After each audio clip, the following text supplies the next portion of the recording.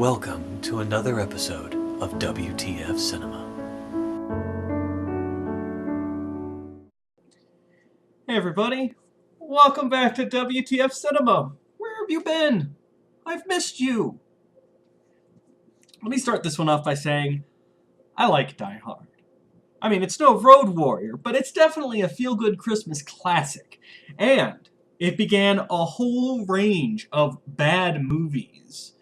All of which began with some untalented hack running into a movie producer's office and saying, I've got an idea. It's like Die Hard, but in space! Or starring Anna Nicole Smith in the case of Skyscraper. And I love bad movies, so how can I hold that against it? I also kind of like the series. I like the sequels. I thought the fourth one was a little bit ridiculous, but I was willing to let it go. Because it was the final chapter in the saga, so why not? And then we got this. Is it just me, or are the Die Hard titles trying so hard to sound like a bad B movie? I mean, even the first one's a little odd. Die Hard. Alright, I guess I get it. He's hard to kill. Or he kills people really hard. But then we quickly go off the rails. Die Harder. Die Hard with a Vengeance. Live Free or Die Hard. These sound like parody titles of Die Hard. These don't sound like official sequels. These sound like the cheap comedic knockoff starring Leslie Nielsen. The movie actually opens with about 40 seconds of a black screen and sounds of gunshots and explosions. Because why would a Die Hard fan want to actually see any of that? So apparently, this time, Die Hard's going on the road, with a plot taking place almost entirely in Russia. And is the plot a little overcomplicated? Of course it is! Because otherwise it'd just be 20 minutes of explosions and John McClane being a badass. Although I'd kind of watch that. We open with a whole bunch of characters we don't know, doing a whole bunch of things that don't really make sense and aren't explained to us.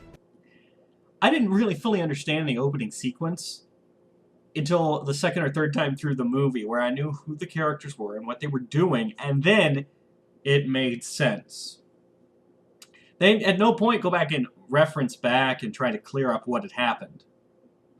But that's fine.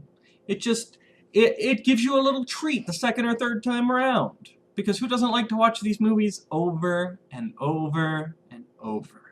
And now we cut to our hero, Grandpa McClane. He has seriously aged a lot since the first movie. And this is one of my big issues with this film in particular, is they almost never address his age.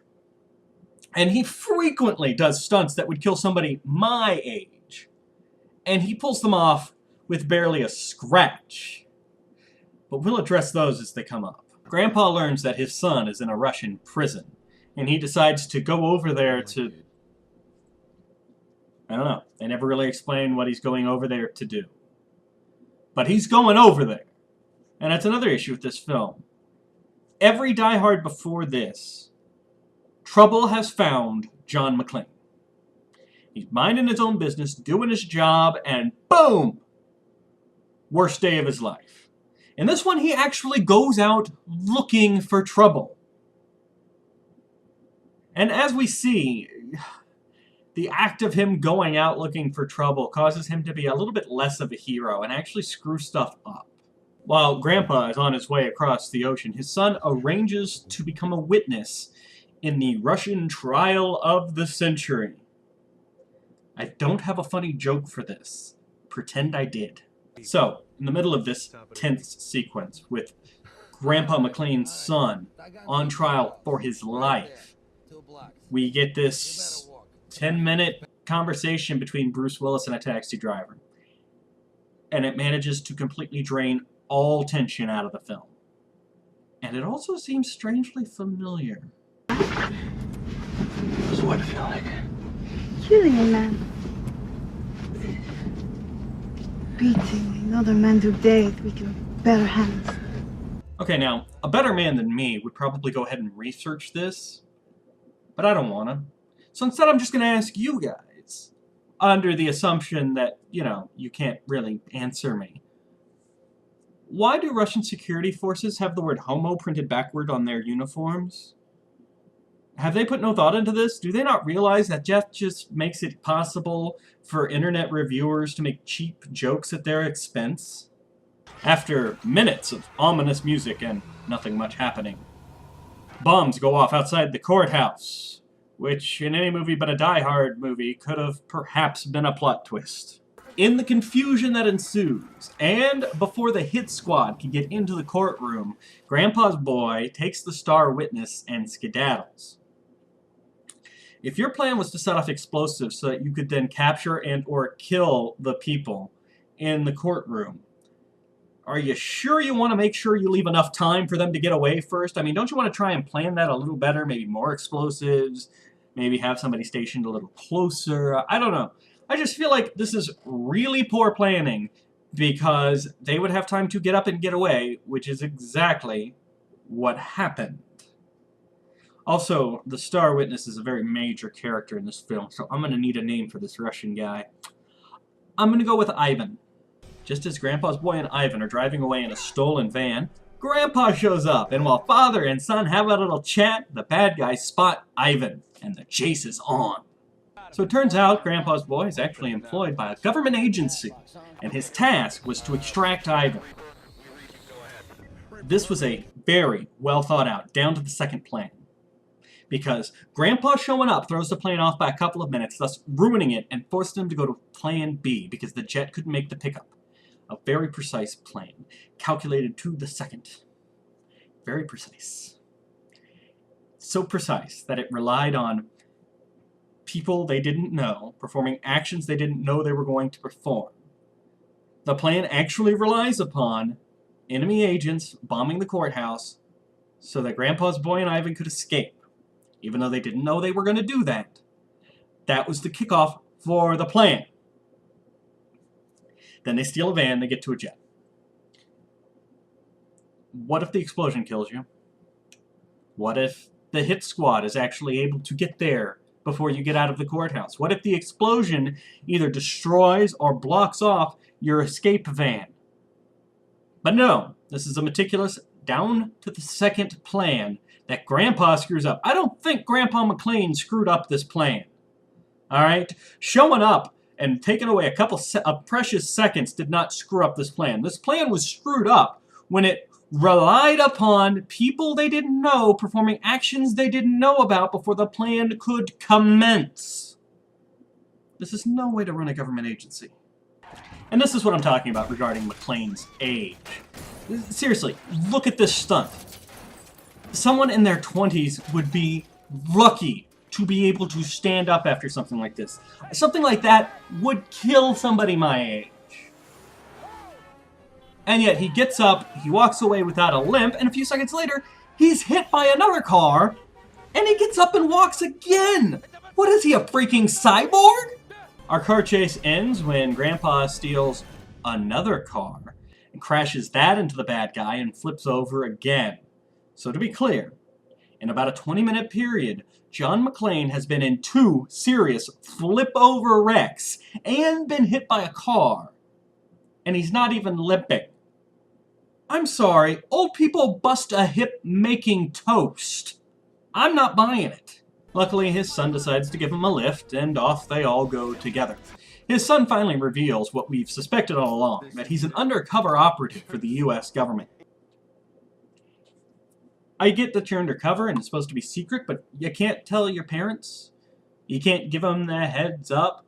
Hey, Mom and Dad, I work for the government. Sometimes I do some undercover work, so if you see me on the news or whatever, don't worry about it. It's all part of a plan, and leave it at that.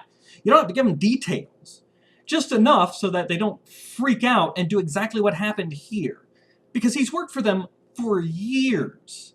And his parents are convinced that he's thrown his life away, that he's a drug addict, or he's selling drugs. You couldn't give him the heads up, hey, I work for the government, don't ask me questions, I can't answer them. You can't do that. Your dad worked for Homeland Security, he was a decorated police officer. I'm pretty sure you could at least tell him, undercover agent, can't say more than that, don't come to Russia if I get arrested. So again, I don't think Grandpa McClane screwed up this mission. Now, it turns out what the government really wants is this file Ivan has that indicts the big bad guy, whose name I really can't remember. But he's the big bad guy, and this file will prove it, and the U.S. government wants it, and they're going to offer to take Ivan out of the country in exchange for this file. Problem is, Ivan doesn't have the file on him. So that whole opening sequence, that meticulous plan that was ruined by Grandpa, wouldn't have worked. They want the file. He doesn't have it on him. Down to the second plan to get him on the jet, airborne, out of Russian airspace. He doesn't have the file on him. He couldn't have left. Ivan only agrees to give them the file if they take his daughter with him out of the country. So now, we gotta go pick up the daughter. Then we gotta go pick up the file. Then we gotta get out of here. Good thing we had that original extraction plan that absolutely would not have worked in any way, shape, or form. Immediately thereafter, the safe house is attacked by the bad guys. See, in most movies, the bad guys would take 10, 15 minutes to track down the location of a secret U.S. government safe house. But not in a Die Hard movie. They're there in minutes. Grandpa's boy probably checked him on Foursquare, didn't he? I am the mayor of this safe house. Safe house, my ass. They managed to get Ivan to meet up with his daughter. And while the two of them chat, we have a father and son moment between Grandpa and Grandpa's boy. Because every single Die Hard movie has to focus on the fact that John McClane is a horrible human being, right? It has to focus on the fact that he is just a horrible husband and a bad father. And at the end of the movie, people forgive him because he killed a lot of bad guys. And then in the next movie, it's back to where we started again. They always have a different last name, they always change to the mother's maiden name, and then they switch back by the end of the movie because, well, he killed a bunch of people, so he's got to be okay. It's getting a little old, Die Hard. And then all the bad guys show up. Again. And in a twist, it turns out that Ivan's daughter is one of the bad guys. She's working for the big bad, and it was actually her plan to extract her father with the bombs and the hit squad. So again, the U.S. government's plan relied heavily on this bombing taking place at a critical second. But they had no idea who was going to be behind the bombing. Because Grandpa's boy doesn't recognize her, doesn't know who she is.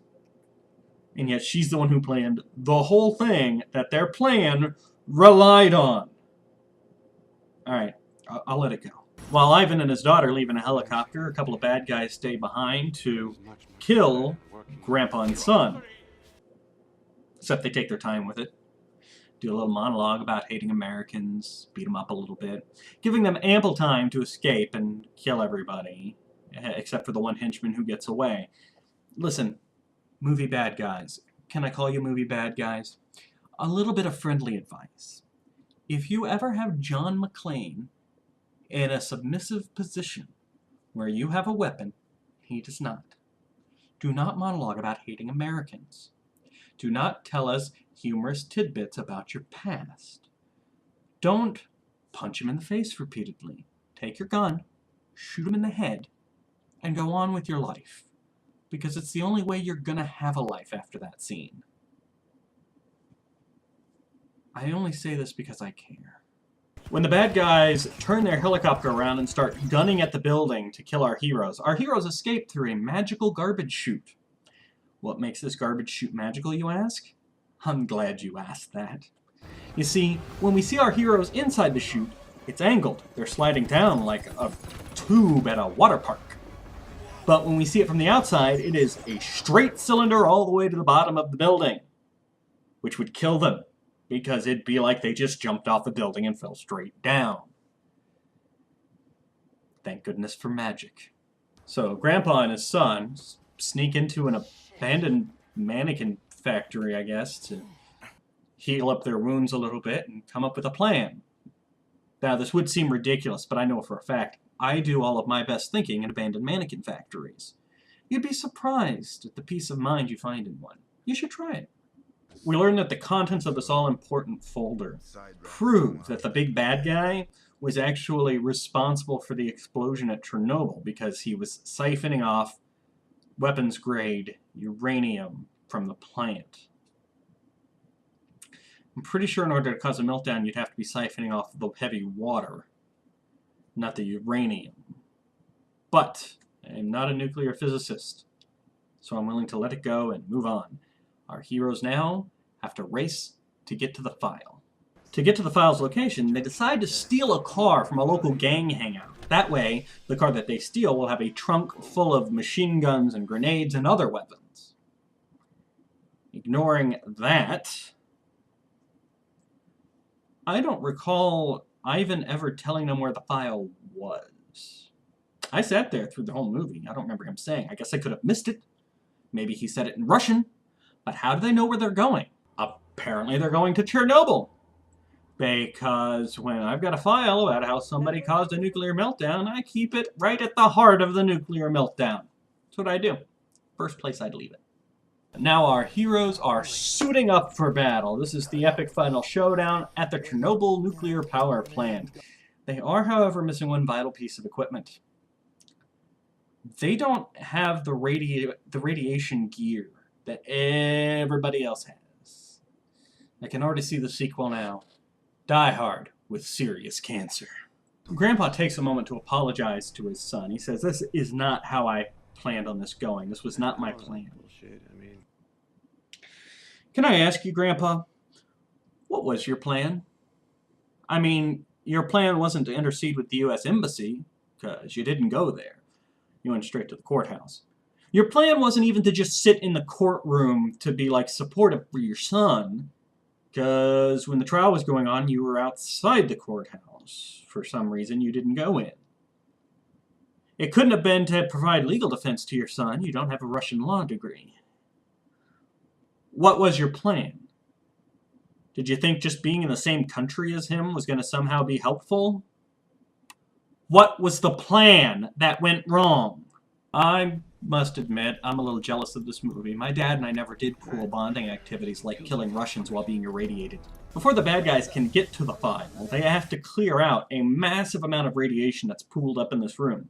Luckily, they have this gas that neutralizes radiation that they just spray everywhere, and then they can take off their suits. Does this gas actually exist, or is it just a movie thing? Because that sounds really useful to have. In a final plot twist, it turns out Ivan and his daughter were working together all along. They just needed some help getting into this room so that Ivan could then steal the uranium he'd secretly been storing there to sell on the black market. Make sure I got this plan right. So, guy gets put in jail. His daughter then buddies up with the guy's enemy so that she can lead the team that's going to kidnap him and force him to hand over the evidence, which doesn't really exist. And instead, the two of them, father and daughter, are then going to team up, kill the henchman, take out the big bad, and sell you the uranium on the open market. Okay, that's actually a good one. That's actually a decent plan. I mean, I could start poking at it, but I don't want to. The writer came up with a halfway decent plot twist. I'm going to let him have it. Alright, I think I gave the writer enough credit. So, Ivan has killed the main henchman of the big bad, and he's also made a phone call so an assassin took out the big bad. But there's still a lot of minions running around with a lot of equipment to take out the uranium. Do the minions work for Ivan? Because they have the equipment to take out uranium, whereas the big bad only knew there was a file in there, and the henchman only knew there was a file in there. You don't need a lot of equipment to carry a file. So how did they sneak in all of these extra minions and equipment? And if they had access to all of this manpower and equipment, why did they need to buddy up with the big bad in the first place? Sorry, writer, I let it go for as long as I could. For our finale, our heroes and villains split up into two teams. Now, Ivan and Grandpa's son are running to the roof, whereas Ivan's daughter and Grandpa are in a helicopter going to pick him up. Let the finale commence. Grandpa is forced to stop the elevator from shooting his son, so he does it the most reckless and dangerous way humanly possible, making sure to work in his catchphrase. Yippee-ki-yay, mother... I don't really understand this whole catchphrase in the Die Hard series. Now, in the first movie, it made sense. It was contextually appropriate to the film. It related back to earlier conversations with the villain. It worked. Every time after that, it's just John McClane referencing a really bad day he had once. And I know we only see him during these movies. Does he use it in his personal life? Like, while he's playing Call of Duty, he's just sitting there, yippee-ki-yay, mother... Or perhaps when he makes a particularly difficult sandwich with, like, a lot of layers, puts on the bread on the top. Yippee-ki-yay. I understand it's fan service. It's a little silly at this point. In another callback to the original film, Grandpa's boy gets a hold of Ivan on top of the building and throws him off. And as he falls, a la Gruber, the helicopter blades chop him to bits. Son, you're a government agent, sanctioned by the U.S. government. You just apprehended a criminal and murdered him. He wasn't struggling, he wasn't fighting, you'd taken the gun away from him. You had him, you had your hands on him, and you killed him. Even if you didn't know the helicopter was going to swing around at just that time and chop him into little pieces, you threw him off a building! This wasn't a matter of letting him go or trying to save his life and he slipped. He literally throws him off the building. That's murder! I don't think that's allowed. In one glorious final stunt, Grandpa again goes through an act that would kill somebody half his age, and again gets up and walks away without even a limp. Can we let the old man limp, please? Can we just let him bust a hip? And with all our villains dead, and after several stunts that should have killed Grandpa, father and son walk into the night together. Family wounds healed until the next movie.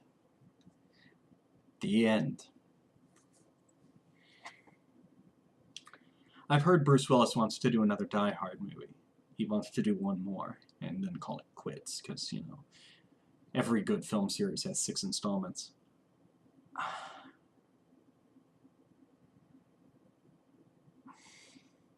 I just don't get it.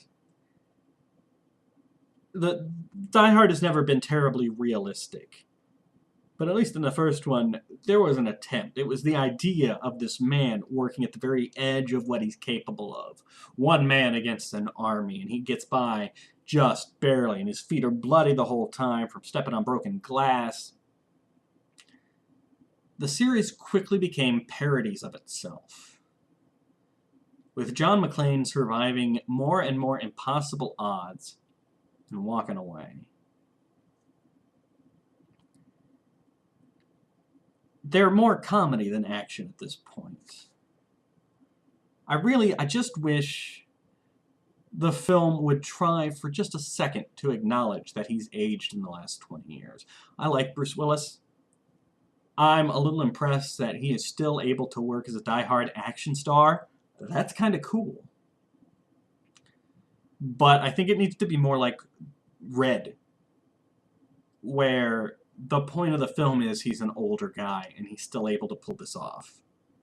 Because when you don't reference it, you push suspension of disbelief as far as it can possibly be pushed. Every stunt, every action sequence, I can't invest myself in it. I can't buy into it. I can't even enjoy the cool special effects because all I'm thinking is, Grandpa is old. Man, that's going to bust his hip for sure. And he gets up and he walks away without a scratch. Just like I'm going to do.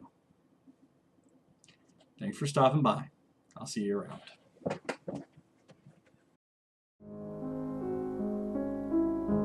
Thank you for watching WTF Cinema. Until next time, what the f***, man?